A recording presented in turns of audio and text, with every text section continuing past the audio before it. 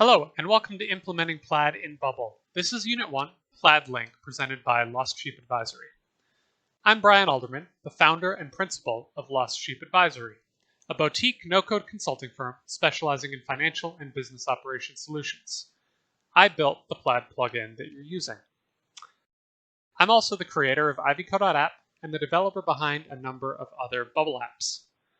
Lost Sheep Advisory is different from most no-code agencies. First, you work directly with me and benefit from my 10 years of building software products with a particular emphasis on all things fintech, such as Plaid, open banking, and payments. Second, we know that you want to solve a problem and build a business. We're business builders too. When you work with us, building the app is secondary to building the business. Bubble is a tool to enable your business, and we believe that very deeply. When you subscribe to the Plaid plugin, email support is free and included, as are these videos. Feel free to get in touch, info@lostsheep.dev. In addition, Lost Sheep Advisory offers on-demand Bubble office hours, development projects to help you execute your vision, and fractional CTO models to contribute strategy and expert ownership of your technology. If you're interested in any of those things, please get in touch. Again, info@lostsheep.dev. Thanks for watching. Let's get started with integrating Plaid. In this video, by the end of this video, your app will let a user connect their bank account to your app through Plaid, save that Plaid bank account details in your database for future use, and establish the basic infrastructure for webhooks, which will be needed for future videos. In future videos, we'll cover how to accomplish use cases like obtaining transactions, conducting payments, getting account balances, and other common errors or scenarios through Plaid. But all of those videos start with Plaid Link, which is what we're going to cover here. Before we get into actually building this in Bubble, let's cover a few key terms and concepts. First off, Plaid Link. Plaid Link refers to the actual Plaid screens that your user will interact with to allow your app access to their accounts. This is what you will initiate from inside your Bubble app to show users the login screen for their bank. In order to initiate a Plaid Link session, you need a link token. That link token is the key that lets you initiate a Plaid Link session, and it contains the settings for how Link will behave, such as which accounts to show up or what language it should appear in. When your customer or your user connects a bank through Plaid Link, what they're connecting in Plaid terminology is an institution. That's just Plaid's word for a bank or financial institution. A user's particular setup with an institution, their particular permissions for your app to access their data is represented by an item ID. That's a unique identifier for your user's specific data sharing with your app at a particular institution or bank. That item ID and that institution your app gets access to through virtue of an access token. This access token is the final result of the Plaid Link process. The rest of this video is going to be focused on how we get to this access token. And it's used for all of the future Plaid actions like getting transactions or account details, all the things that are going to make your app work. The next thing we need to review is the basic data model that we're going to be setting up in this video. In this data model, you have your users, your clients, your organizations. Most often, I think in Bubble, this will be your user table. Each user can connect to one or more institutions. So I might have accounts at Bank of America and Chase Bank here in the US, right? So my user would have two institutions, Chase and Bank of America. Then within those institutions, I might have multiple accounts. So at Chase, I might have a checking account, a savings account, and a credit card. So my user would have an institution Chase, which would have 3 accounts in it, checking, savings, credit card. Then you'll see in here, within the institution level, that's where the item ID and the access token we talked about a second ago are. And then within accounts, there's some other details about, okay, here's the specific accounts that are connected. So these are the different basic levels that you're going to need in your Bubble app, and we're going to create these together in a little while. We also talked a second ago about link tokens and how link tokens are what are the keys to let you go through Plaid Link. So your user might have multiple link tokens depending on the particular scenarios. And again, we'll set that up together. And then finally, Plaid webhooks, which we'll talk about towards the end of this video. So we'll keep coming back and referring to this diagram throughout. Finally, understanding the basic flow of Plaid Link is important to understand as you build your Bubble app. There's 4 basic steps to getting Plaid Link working.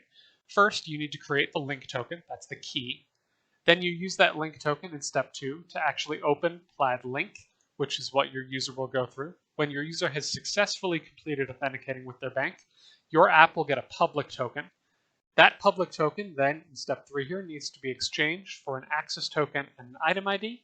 And then finally, we will store that access token and the item ID for future use in all the various Plaid use cases. These 4 steps is what we're going to go through here in the next little while to set up in your Bubble app. A couple other notes before we get started. First, you should know that everything we're building today is available for you to try out in edit mode at lostsheep.dev, so you can refer back to that as well as these videos for future resources. Number 2, as with everything in Bubble, there's multiple ways to build things. I've found a lot of success in building things the way I'm going to show you here, but your use case may demand other options. If you want to talk through them, get in touch, info@lostsheep.dev.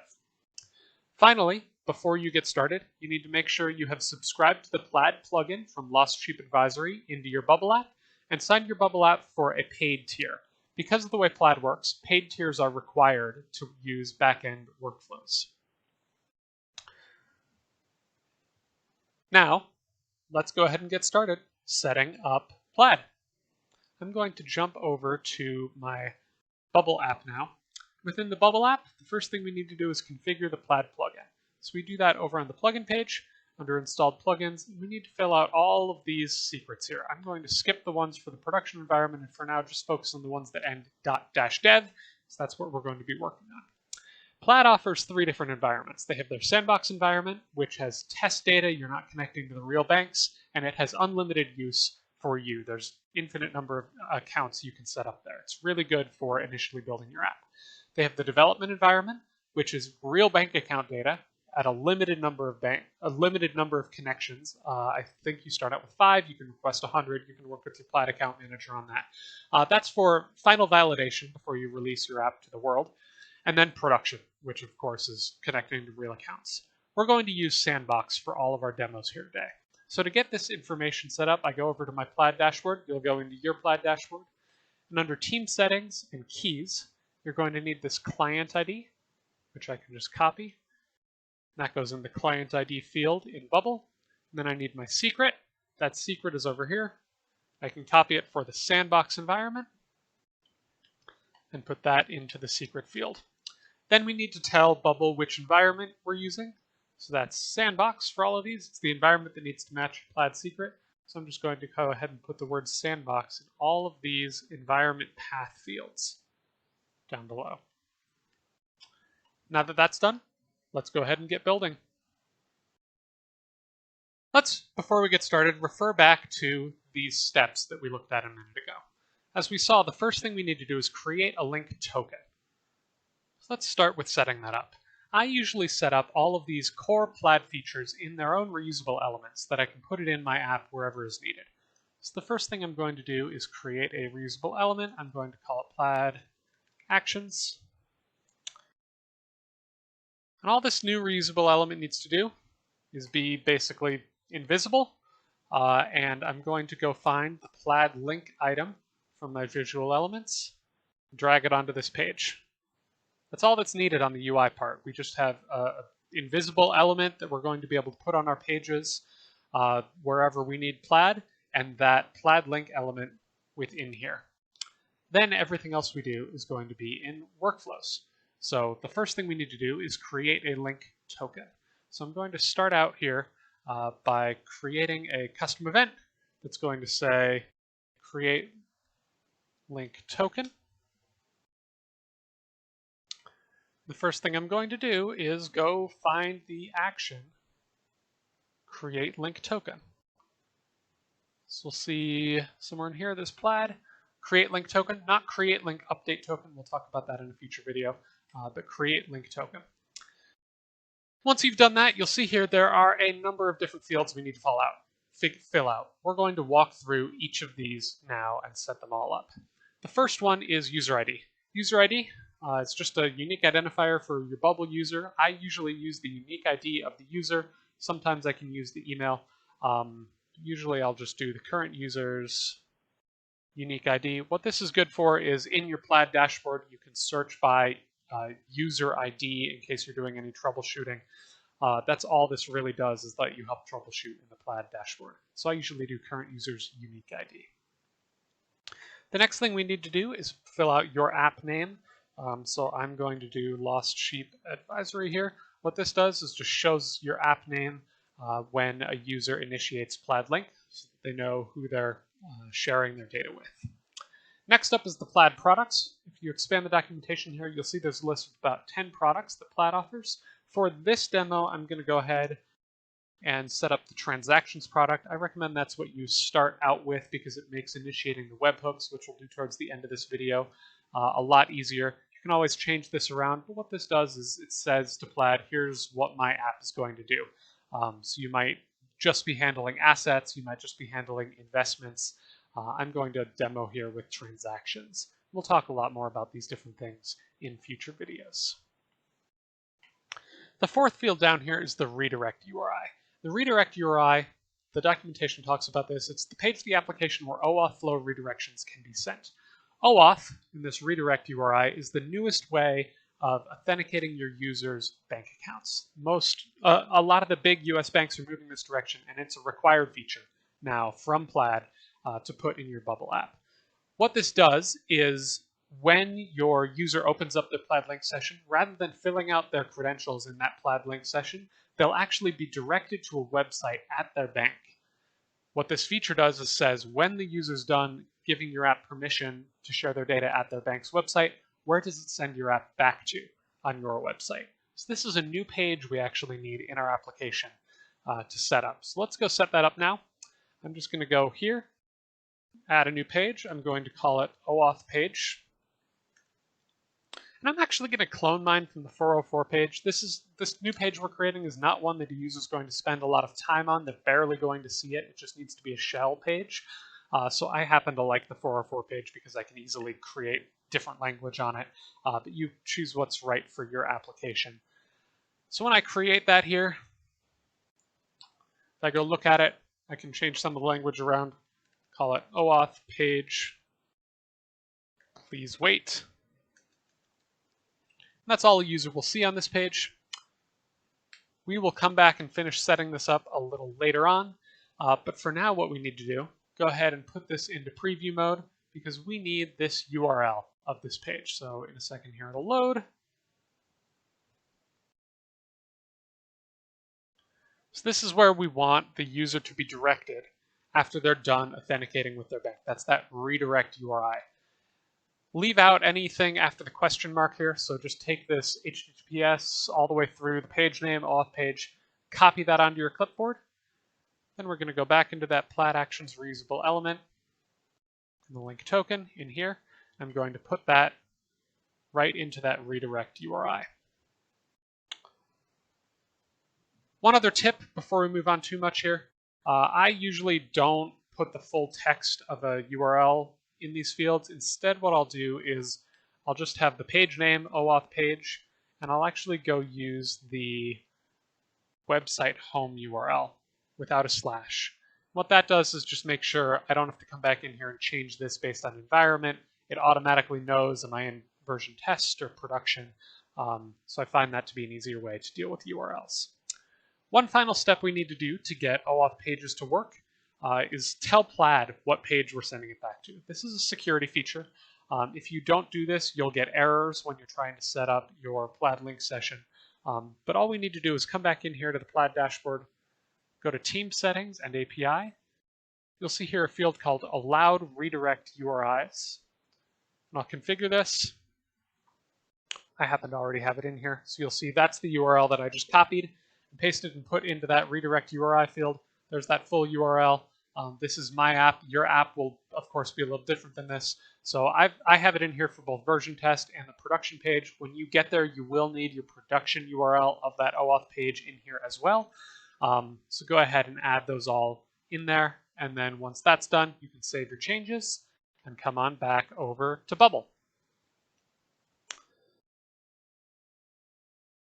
So we finished setting up the redirect URI. Let's do our callback URI next. Callback URI is another word for the webhooks that we talked about earlier.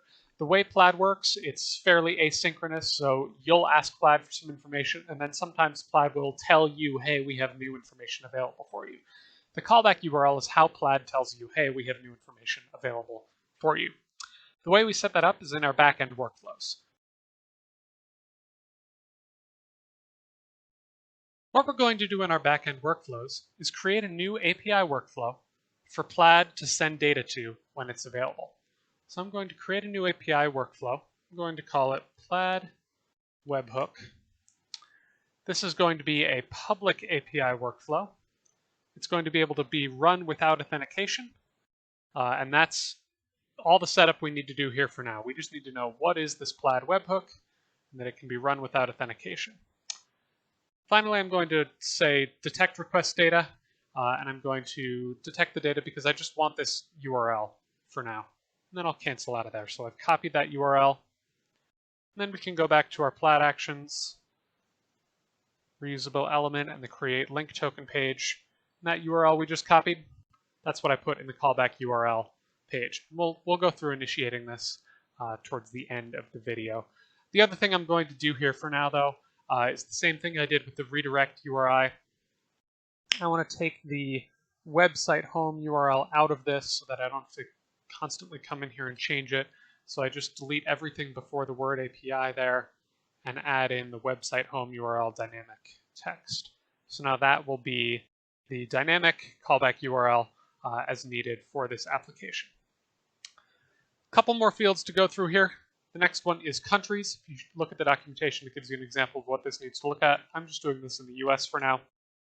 This will show you only the banks in particular countries. You can do more than one if needed, but that will limit some product availability. The Plaid docs have a lot more on this. So I'm just going to do US for now. Then languages, you have 4 options: English, French, Spanish, and Dutch. Mine's going to be in English here. And then these filters down below, the depository, credit, investment, and loan subtypes. I'm going to leave those all as all for now. So that means the filter is not going to be applied. We'll cover this in more detail in a future video. So now we're creating that link token. The next thing we need to do is make sure we're saving that link token. So as we saw back in the entity relationship diagram here, link tokens belong to the users. They have tokens created bys and expired ats. We just want to save that data so we can use this link token for the future. So all I'm going to do here is create a new thing. And that new thing is going to be a Plaid Link token. And that Plaid Link token is going to have those 3 fields: token, which is just text. It's going to have an expires at, which is a date.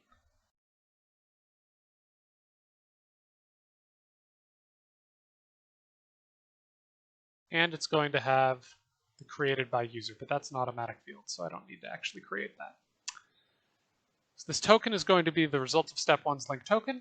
The result of step 1's expiration is the expires at, so that's going to take the link token that we created in step 1, pull it into step 2 here, save it in our database. Then we'll use this in the next step. So if we go back to our flow, we've now done step 1. We've created a link token. Now we're going to pass that link token to your apps client. Don't worry about what that means, but basically we're going to use the link token to open link for your user. So how do we do that? We actually need to go to the page in our app where we're going to link our user's bank account. So this is my page where I'm going to link my user's bank account, Plaid Link. I'm going to create a button here that says link bank account, for example. When a user clicks this bank account, I want to launch that Plaid experience. In order to enable that experience, we have to go take the reusable element we've been working on, Plaid actions, and just put it on this page. I actually usually make this invisible. It just needs to be here so that I can access it from workflows. So there's that Plaid actions reusable element. I just dragged it onto the page from my reusable elements. Then we can go work on the workflow for this link bank account action. So if I start this workflow, whenever this button is clicked, what I wanted to do is trigger a custom event from that Plaid Actions reusable element. The first thing I, of course, wanted to do from this Plaid Actions is create the link token. That's the first step we're going to need. And then there's going to be a second step, which is to actually start the link action. We haven't set that up yet, so let's go back to our Plaid Actions flow, or Plaid Actions reusable element. Let's create a new custom event. And I'll call this one new Plaid Link. What this will do is it will take a Plaid Link token as the type of thing, and it's going to, under element actions, this is the element that, remember a little while ago, we dragged into this reusable element. It's going to start a Plaid Link item, and it takes in a link token, the current workflow's link tokens token. We'll leave the received redirect URI blank for now. You'll see that this one's optional. It has to do with the Oauth page. We'll go back and finish setting that up towards the end of this video. But for now, we've got a new Plaid Link action. It starts a Plaid Link session, create and uses the current workflow's Plaid Link tokens token. Now we can go back to our page where we're working on the workflow for this button link bank account. We triggered the create link token action. Then we need to do the other custom action here, Plaid Actions, new Plaid Link. We've got to go find that link token that was created in step 1. So there's a number of different ways you could do this. I'm going to do this just with a search. So I'm going to search for link tokens. Going to say created by current user. Sort by expires at descending. This first item. So that's going to go find the link token that was created in this step 1 over here and use it to trigger this new Plaid Link from Plaid Actions flow. That's all we need to do really to get a Plaid started. There's more we're going to need to do in a second, but let's make sure it's all working to begin with. So I can go in and I can preview this Plaid Link page. We'll let Plaid load, or we'll let Bubble load here. So I'm on that Plaid Link page. I'll turn on the step-by-step debugger so we can see what's going on. And I'll hit that link bank account action. So we'll see when it's linked.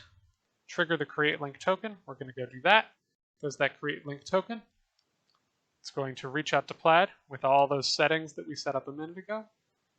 Create the link token. Save it into the database. There's our actual link token that was created from that other step. So it's saved this into the database.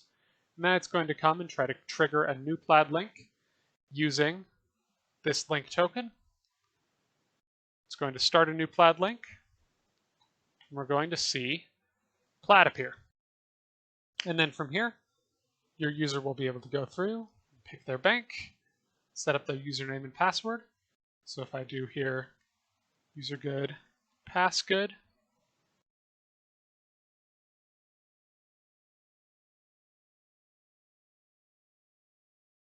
I can go through and pick my account. That happens to be how I've got this set up. And I successfully connected an account. Except I didn't really, because there's more steps we need to do. We'll go through those in a second, but you could see that link token creation and the starting a Plaid session was successful. So what's the next step? Let's go back to our handy-dandy diagram. We've now done step 1, created a link token. We've done step 2, or at least the beginning of it. Using the link token to open link, we just saw our user go through that process. Now we have a public token, and we need to exchange the public token for an access token and an item ID. So let's go ahead and go back into Bubble and get that set up. So back in my Plaid Actions reusable elements, under Workflow, I'm going to add a new event here. And it's under Elements. What I want is when a Plaid link is successful, to do something. So I'm going to say a Plaid link is successful for the element that I have on that page, the Plaid link element. And when that's successful, what I want it to do is take the public token that comes from that successful event and turn it into an item ID and an access token. So I'm going to go find under Plugins, Exchange Public Token. What Exchange Public Token does is it takes a public token, and you'll see that this Plaid link has a Plaid public token. and it's going to give us an item ID and an access token. We need to save the results of this step. So what this does, exchange public token, that creates the access token and the item ID. We need somewhere to put those. So I'm going to create a new thing with that. What I want to create is a new type, Plaid institution. And just to review, what's a Plaid institution? Plaid institution, remember, is the highest level thing. It's like the bank. It connects to your users, and it has item ID, access token, name, and different accounts. So let's get that set up in Bubble. I can set up a new field, an item ID. That's just text. I can set up an access token, also just text. I can set up an institution name, also text. And then I'm going to set up here in a second more accounts. We'll come back to that in just a minute. So for now, though, I want to take result of step 1. You'll see it's got the item ID. So now I'm saving that, exchanging the public token for result of step 1, an item ID and an access token. And then institution name, that actually comes from this link. I can see institution name. That'll save the institution name into my database. Let's go ahead and see this in action before we move too much further on. So what this will do, every time there's that Plaid link and the reusable element successful, it's going to exchange the public token and save the institution ID. Let's see what it looks like. I'll go over into preview mode.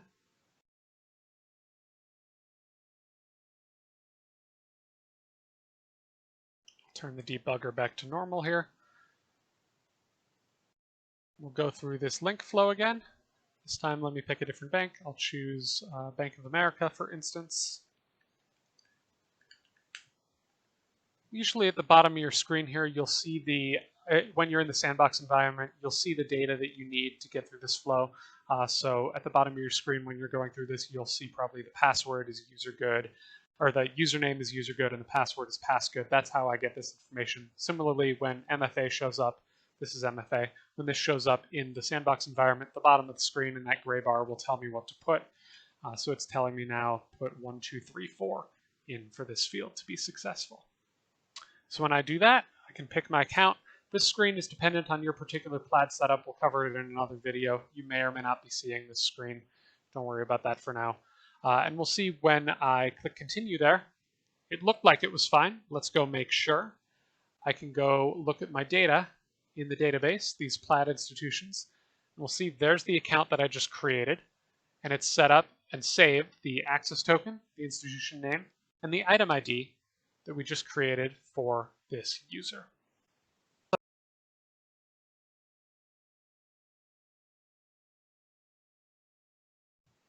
So now that we're saving the institution level, we probably want to look at the account level. So if you remember from our entity relationship diagram, each institution, like Chase Bank, can have multiple accounts like checking, savings, credit cards, etc.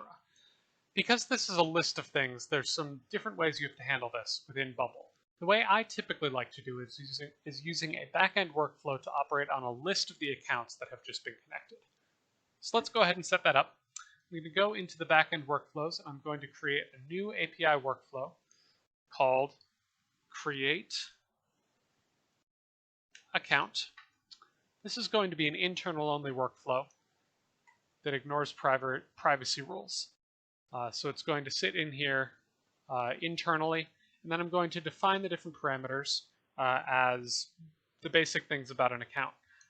So those are the things listed in here: institution, name, type, subtype, mask, and account ID. So if I go through that, I can do that institution. In this case, that's something that already exists in here. We created it a minute ago, so Plaid institution.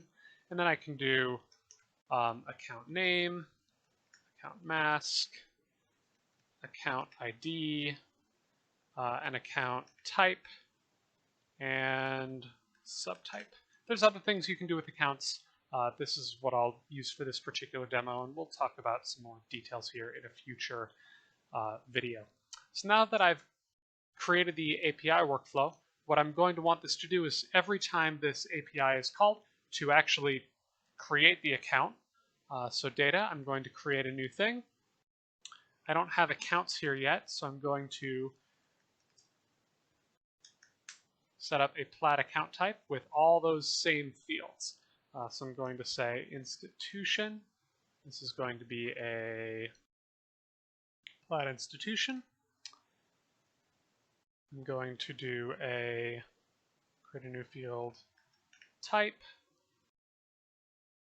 create a new field subtype, create a new field account ID, create a new field, what else did I say here? Name, and I believe the last field that I'd said we should bring in is mask. And then these are each going to get set to the parameters that match to them from that API call that we just set up.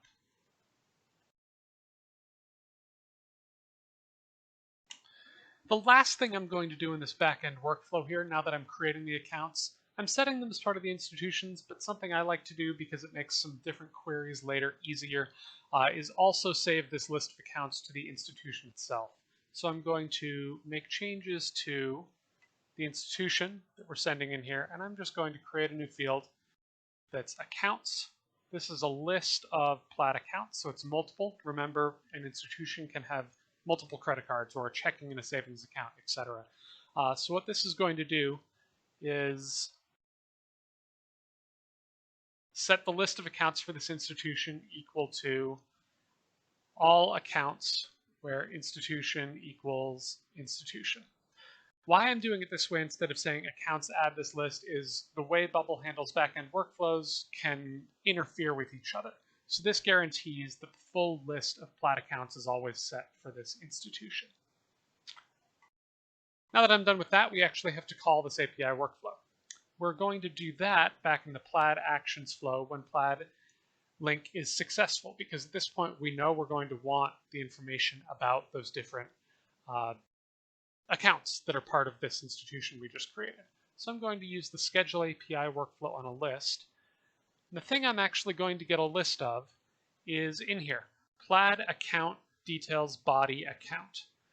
So this is what this says is it's going to reach out to Plaid and get the account information for each of the accounts that have been connected here. The list to run on is from an external API. The external API I'm doing is the same one, the same root, bank account details.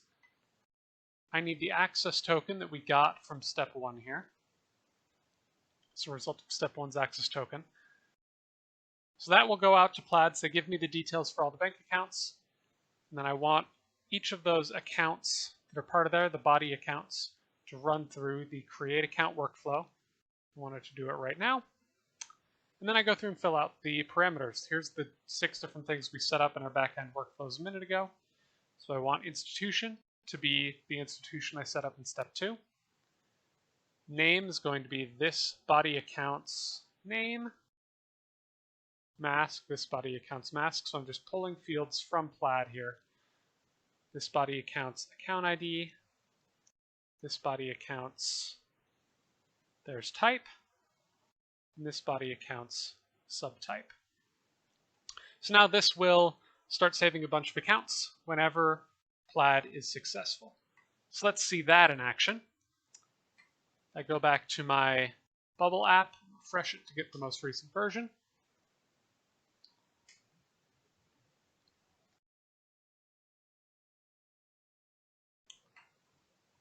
Let's link our bank account again. I'm going to pick Vero Bank this time. Same thing in Sandbox, using just that Sandbox data from the bottom of the screen. And I'll go ahead and connect the accounts, and we can go back and look in our database. If I refresh the data, this is the Plaid institutions. There's that new institution that I just added here with the access token, institution name, and item ID. If I go look at the Plaid accounts, there's the different accounts that are loaded for this institution. Another way I could tell, right, I could go into the institution, go back to the institution. Now when it's refreshed, there's that list of accounts that we set up. So that's exactly what we just set up in the backend workflow and told it to do. It has done it for us. So now we have information about institutions and accounts. That's most of the basic information you're going to need for future use cases. There's one other thing we need to do though, which is remember the Oauth page that we were at. Oauth page is required for certain banks. We need to finish setting it up. What we're going to do to finish setting it up is say whenever this page loads, go call the correct Plaid Link action. Because it reinitializes Plaid Link. It'll make sense in a second. So what I have to do is go into the Plaid actions, and instead of a new Plaid Link, I'm just going to copy this and paste it here, the same one we did earlier. This time I'm going to call it Oauth Plaid Link. What this action is going to do is take the same link token and start a new Plaid Link using that token. But this time we're going to fill out this received redirect URI field. And it's just going to be this URL, the whole page URL, just the dynamic this URL. What that's going to do is when we call this action, which we'll set up in a second here from the Oauth page, it'll go through this action, start a new Plaid Link, and whenever Plaid sees this received redirect URI field filled out, it knows this is an Oauth flow and to do the right thing with it. So let's go set that up on the Oauth page. I want to set up an action here for whenever this page is loaded, because a user really shouldn't be coming to this Oauth page for any reason other than the redirect sent them here from their bank. So when this page is loaded, we want to use that Plaid actions. First thing we have to do though is go put that Plaid actions reusable element on this page. This is part of why I do that reusable element thing, because it's easy to drag all those workflows wherever I need them into the right page, in this case onto the Oauth page. Now that that's there, back to the workflows, whenever the page is loaded, very similar to what we did on the Plaid Link page, I want to trigger a custom event from a reusable element. There's that Plaid actions. The custom event this time is the Oauth Plaid Link. I want to do the same thing, go find the most recent link token for this user. Whoops. Yeah, that was right. Created by equals current user. Sort by expires at descending. So that'll give me the most recent link tokens. First items token. Oop. Just the first item. Token is set later on. There we go. Plaid links tokens first item. So that's what this workflow needs, and that will trigger an Oauth Plaid link from Plaid actions whenever this page is loaded, which will enable us to finish the Oauth flow. Let's see that in action. So this Oauth flow starts from Plaid Link. I go through the same link bank account, but this time instead of picking any bank, when you're working in Sandbox, if you search Oauth, there's a special bank called Platypus Oauth Bank. This is what starts that Oauth flow in the Sandbox environment. As soon as I do that, you'll see that this flow is a little different. Rather than going through the username and password here, we hit continue. It'll take us to this other page that's no longer on our sites. This would be like the bank page. In this case, I want to grant access. We'll handle error flows in a future video. If I grant access, you'll see that this then sends us back to the Oauth page here, where we finish setting this up. And that'll go through and finish the success actions, the same ones. So if I went through and look at the institution data, there's that new one we just added. Same thing as last time. It's using that same reusable element to go through and do the exact same things for any new account. But now we have that Oauth flow set up. Another thing you might want to do here, I'm not for now, you'll see the user's still on this Oauth page. Sometimes what I'll do is when it is set up an action on this page for when Plaid Link is successful, take it back to the dashboard or wherever the user started out. But I'll leave that to you to set up because it's very particular to your app and your use case. So now we have gone through all 4 of these steps, 1, 2, 3, and 4. We've created a link token, used that link token to start link and get a public token. We've exchanged that public token for an access token and an item ID, and we stored that access token and the other details about the institutions and the accounts in our database. For most use cases, you'll need to continue on to the next steps here we're going to talk about in a second, which is webhooks. But wanted to say for one use case in particular, which is if all you are doing is letting user link an account in order to accept a payment from that account, so the payments or auth workflow, you can stop here. You most likely don't need the webhook capability, but if you have any other use case besides that payments flow, keep watching. We're going to talk about webhooks now. All right, let's go ahead and set up webhooks. Setting up webhooks can be a little finicky, so stick with me here. We already did a lot of what we're going to need to do. So in Plaid Actions, in that workflow where we set up a link token and we said send webhooks to this URL, Plaid Link is already configured to send us the send data to the correct URL. We just need to initialize it. So in my backend workflows, what I'm going to go ahead and do at this point is open up the detect data option for Plaid webhooks. That's saying it's waiting for data at this /initialize point. Then I'm going to, in my preview, go back to that page where we initialize Plaid Link. The order here is really important. This can get confusing. You've got to open this up and have this working in another tab prior to refreshing your page here and starting the Plaid Link flow. Once we've done that, we can go ahead and go through a test link flow, making sure that that window back here is open at the same time. I'm going to go ahead and link a bank, any bank, except Capital One, because Capital One's not available in Plaid.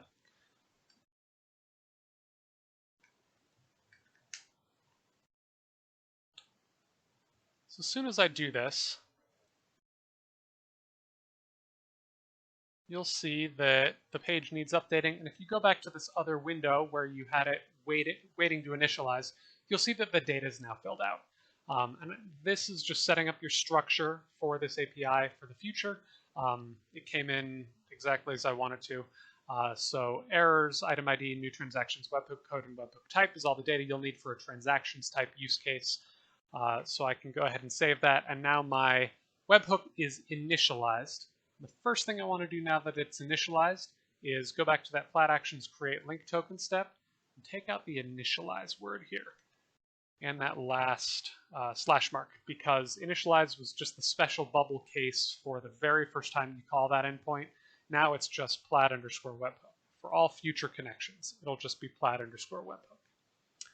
Now that we've done that, we can actually do something with that webhook data. So you saw a second ago when it previewed, some data comes in from Plaid. All we're going to do for now is just save that data in a new data type. I kind of alluded to this in the entity relationship diagram. So this Plaid webhooks, they hang out here kind of on their own for now. They have types, codes, item IDs, and errors. So I'm going to go into my backend workflows here, create a new thing. I'm going to call it Plaid webhook. And create a bunch of fields, the same ones I just went through. So item ID is text. Error is text. Code is text. And type is text. And then I can set those to the request data as the appropriate fields. So request data is error, request data is item ID, request data is webhook code, and request data is webhook type. So this will create new Plaid webhooks so we can see them in the database. Then we can, in future videos, we might use those for different things. Again, lots of ways to do this. You can have this Plaid webhook set off other actions, etc., etc. I like this method, and then there will be other actions we take based on it later. Your mileage may vary. But let's go ahead and try this out in real time and see it working. To do that, we just need to go in and start another Plaid link so that it uses that new URL we put in without the initialize and starts adding things to the database like we just told it to. So I can go through the Plaid link one more time, pick a different bank. We'll use BB&T this time. Go through this flow. This time, if I go into my database, same thing. You'll see, okay, here it is in the institutions table. And now in the webhooks table, you'll see a couple webhooks starting to come in for that item ID. Something to notice is in here, that item ID. If I look at that and go back to the institutions and I can search by that, hey, there's that same item ID for the institution name. And in future videos, we'll talk about different ways of linking those up together. But now you have webhooks working in your application, and your basic setup of Plaid Link is completed. We've done all the steps needed to allow a user to connect a bank account to your application, and the whole world of Plaid use cases is now open to you. In our future videos, we're going to go through some of those things, like obtaining transactions, conducting payments, getting account balances. You can pick the right ones for your use case, but we did these 3 things today, got the bank account connected, saved the details, and established the basic infrastructure for webhooks. Thanks for sticking with me. Looking forward to seeing you in future videos.